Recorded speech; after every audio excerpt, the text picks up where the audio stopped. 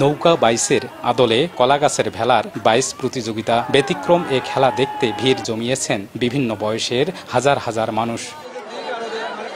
একটি ভেলায় প্রতি দলে প্রতিযোগীর সংখ্যা ৪ থেকে ৫ জন। ৪ দিনের খেলা শেষে পঞ্চম দিন রোববার বিকালে ফাইনাল খেলার সুযোগ পায় গরিবের বন্ধু, ১০-এর দোয়া, বটতলী এক্সপ্রেস সহ ৫টি দল। ফাইনালে ১০-এর দোয়া দলকে হারিয়ে বিজয়ী হয় গরিবের বন্ধু ভেলা দল।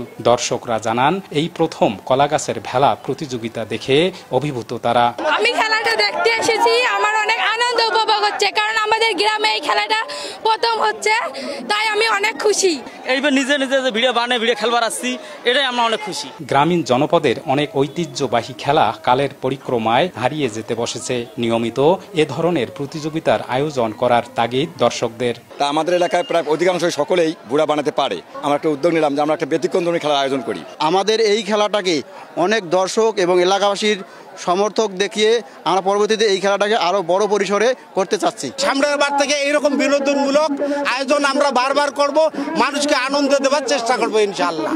গ্রাম অঞ্চলের মানুষের বিনোদনে এমন ব্যতিক্রমী খেলা আরো বেশি বেশি আয়োজন করার কথা জানান স্থানীয় চেয়ারম্যান।